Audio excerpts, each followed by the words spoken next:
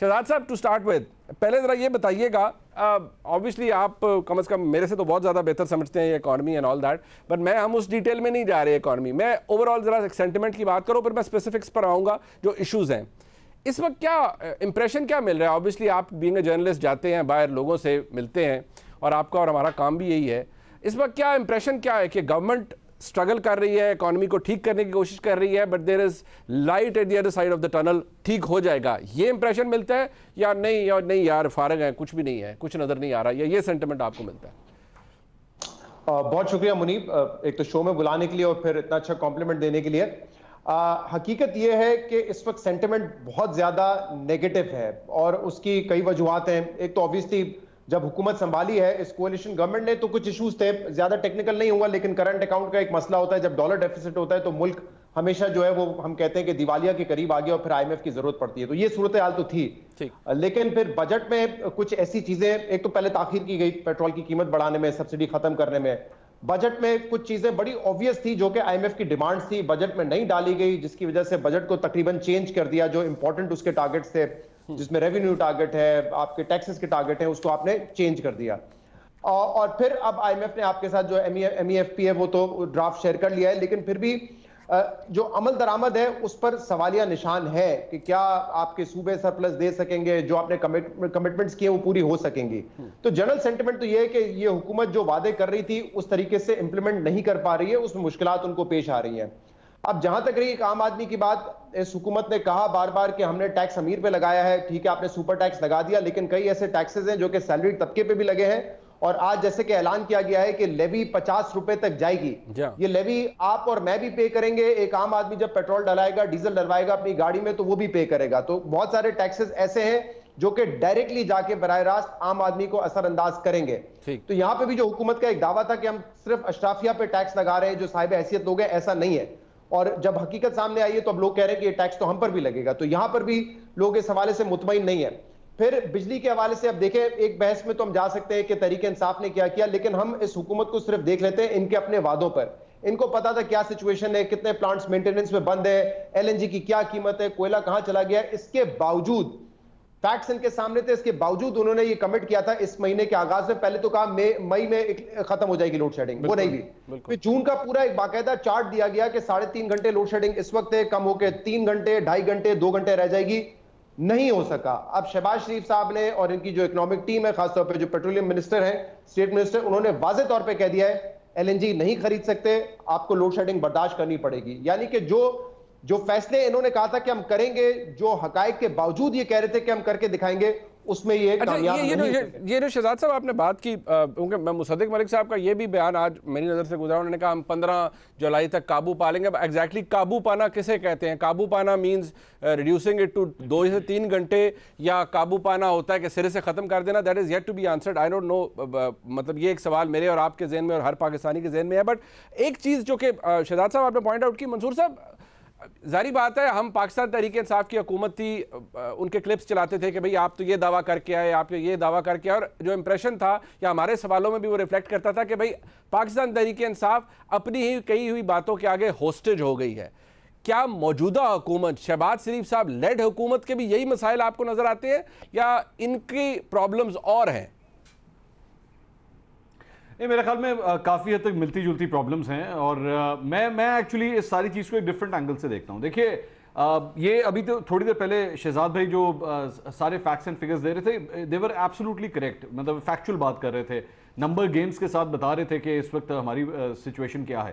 لیکن میرا پاکستان تحریک انصاف کی جب حکومت تھی, میرا اس وقت بھی یہی پوائنٹ آف ویو تھا, اور میں آج بھی یہ سمجھتا ہوں عام آدمی ان چیزوں کو نہیں سمجھے گا.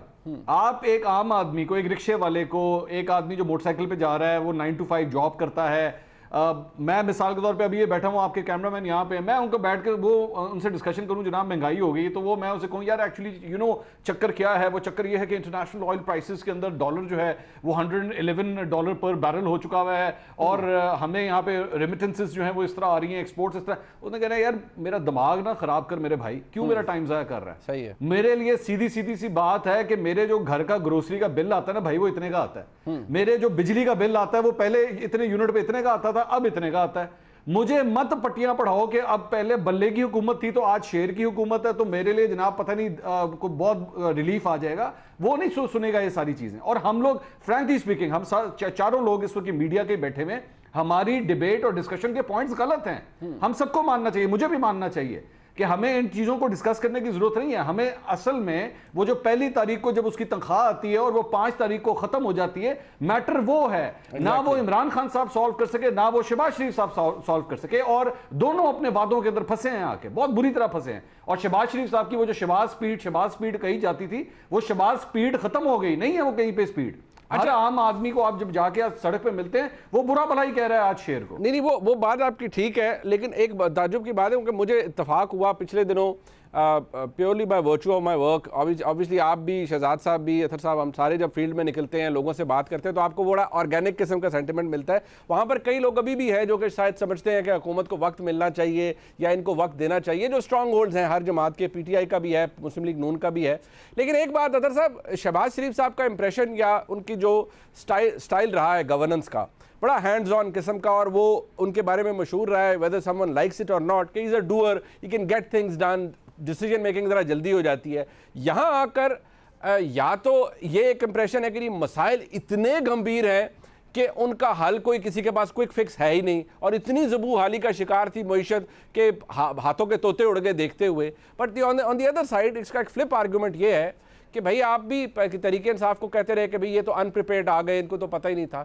آپ بھی حکومت کا اندر جب آ رہے تھے, آپ کو پتہ تھا کہ حالات کیا ہیں, آپ بہتر فیصلے کر لیتے. دیکھیں, جہاں تک یہ تاثر ہے کہ شہباز شریف صاحب کے حوالے سے پنجاب میں یہ تاثر تھا کہ وہ بہترین ایڈمنسٹریٹر تھے, یہ ایک تاثر تھا. آپ خود مجھے بتا دیں کہ پنجاب کے اندر کون سا ایسا ایک محکمہ ہے جس کی پرفارمنس ہم کسی دنیا کے دوسرے ملک سے کمپیئر کر سکتے ہیں, یا پنجاب کے علاوہ دیگر صوبوں سے کمپیئر کر سکتے ہیں؟ کیا پنجاب کی پولیس بہترین ہو گئی؟ کیا پنجاب صحت کا نظام بہترین ہو گیا؟ تو کوئی بھی ایسی چیز نہیں تھی کہ جو عثمان بزدار نے آ کے بالکل ہی ختم کر دی اور شہباز شریف صاحب بہترین چھوڑ کے گئے. تو یہ ایک تاثر تھا. دوسری بات یہ ہے کہ اب چیزیں ان سے سنبھالی کیوں نہیں جا رہی اور لوگ ان کے اوپر تنقید کیوں کر رہے ہیں. چھوٹی جگہ پہ آپ چیزیں آسانی سے مینیج کر لیتے ہیں, چھوٹے پروجیکٹس ہوتے ہیں, آپ کے اوپر اس طرح نظر نہیں ہوتی. سینٹر میں آپ پورے ملک کی آپ کے اوپر نظر ہے, اور خاص طور پہ جس طریقے سے یہ حالیہ حکومت چینج ہوئی ہے اور جتنا بڑا یہ اتحاد ہے, تو ویسے ہی اس وقت سب کی نظریں ان کے اوپر ہیں اور ان کے اوپر یقیناً پریشر بھی ہوگا. اور دوسری جو منصور صاحب نے بات کی وہ بڑی امپورٹنٹ بات ہے کہ عام آدمی یہ نہیں سمجھتا کہ ڈالر کی اس وقت قیمت کیا ہے, یا بیرون ملک کیا مسائل ہیں, عالمی منڈیوں میں کیا مسئلہ ہے, فریٹ کی قیمت زیادہ ہوگی. وہ یہ کہتا ہے کہ جناب میرے گروسری بل کو کیا ہوا, میرے بجلی کے بل کو کیا ہوا. وہ یہ بات کیوں کہتا ہے عام آدمی؟ وہ عام آدمی یہ بات اس لیے کہتا ہے کہ شہباز صاحب اور ان کے اتحادی گزشتہ 3 سال سے اس عام آدمی کو یہ بتا رہے تھے کہ جناب ہم جب آئیں گے تو تمہارے یہ سارے بل کم ہو جائیں گے, ہم تمہارے لیے آسانیاں لے کے آئیں گے, یہ نااہلوں کی حکومت ہے. لیکن جب وہ آتے ہیں تو 2 مہینے کے دوران جو کچھ ہوا وہ آپ کے سامنے بھی اور میرے سامنے بھی ہے. آئی ایم ایف کے ساتھ تو ہم 2.5 سال سے تھے. کیا ہم نے 1 ہفتے یا 2 ہفتے کے دوران 80 روپے پیٹرول بڑھتا ہوا دیکھا؟ اب اس کی جو مرضی آپ توجیہ پیش کر لیں تو عام آدمی یہی کہے گا جناب کہ میاں صاحب تو کہہ رہے تھے بھی ختم کر دوں گا, مہنگا بالکل. یہ سوال اپنی جگہ موجود ہے.